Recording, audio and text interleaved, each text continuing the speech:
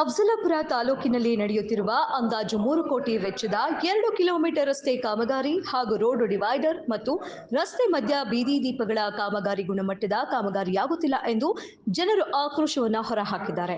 ತದನಂತರ ಮಾತನಾಡಿದ ಸಾರ್ವಜನಿಕರು, ಬಹುವರ್ಷಗಳ ನಂತರ ನಡೆಯುತ್ತಿರುವ ಈ ರಸ್ತೆ ಕಾಮಗಾರಿ ಗುಣಮಟ್ಟದ ಕಾಮಗಾರಿಯಾಗುತ್ತಿಲ್ಲ. ಹೀಗಾದರೆ ಅಫಜಲಪುರ ಅಭಿವೃದ್ಧಿ ಹೊಂದುವುದು ಯಾವಾಗ ಎಂದು ಸಾರ್ವಜನಿಕರ ಆಕ್ರೋಶ. ಇದರಿಂದಾಗಿ ಸಾರ್ವಜನಿಕರು ಒತ್ತಾಯಿಸಿದ್ದಾರೆ.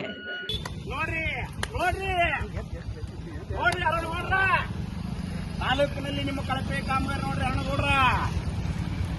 ಮಾರ್ಕೆಟ್ ಅಭಿವೃದ್ಧಿ ಹರಿಕಾರ ನಮ್ಮ ತಂದೆಯವರು ಇಡೀ ಅಫಜಲಪುರ ತಾಲೂಕಿನಲ್ಲಿ ಸಾವಿರಾರು ಕೋಟಿ ರೂಪಾಯಿ ತಂದು ಅಭಿವೃದ್ಧಿ ಮಾಡುವಂತ ಎಮ್ಮೋ ಪಾಟೀಲ್ ನೋಡ್ರಿ ಪರಿಸ್ಥಿತಿ ಯಾವ ರೀತಿ ನಡೆದ ತಾಲೂಕಿನಲ್ಲಿ. ಸಿಮೆಂಟ್ ಎಷ್ಟು ಹಾಕಿಬೇಕು, ಎಷ್ಟು ಹಾಕ್ಯಾರ ನೋಡ್ರಿ. ಗ್ರೀಟ್ ಬುಸ್ ತರ ಮಾಡಿ ತಾಲೂಕು ಉದ್ಧಾರ ಮಾಡೋರು. ಏನು ಸಿಮೆಂಟ್ ಇಲ್ಲ, ಏನಿಲ್ಲ. ಬುಸ್ಸ ತಂದ್ರೆ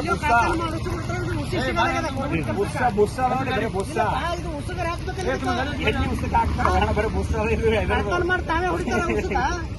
ಇಲ್ಲಿರ್ತಕ್ಕಂಥ ಕಾಮಗಾರಿಗೆ ಉಸಿಗಿಲ್ಲ ಎಷ್ಟು ಅಭಿವೃದ್ಧಿ ಆಗ್ತದ. ಈ ಡಿವೈಡರ್ ಮಾಡೋದು ಅರ್ಥ ಇಲ್ಲದೆ ಇದ್ರು ಯಾವ ಲಾರಿ ರಾತ್ರಿ ನಿಷೇಧ ಬಂದು ಮುಂದೆ ಹೋಗ್ತಿದ್ರು ಕಟ್ಟಿ. ಇಂಥ ಡಿವೈಡರ್ ಬೇಕಾ? ಇದೇ ಅಭಿವೃದ್ಧಿ ಸರ್ಕಾರ.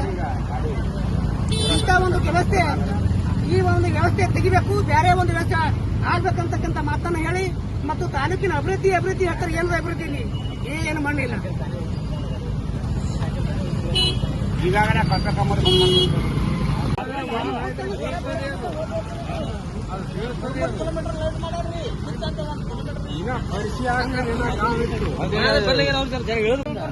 ಒಟ್ಟು ಕೆಡ್ಸ್ಯಾರ. ಇಲ್ಲಿ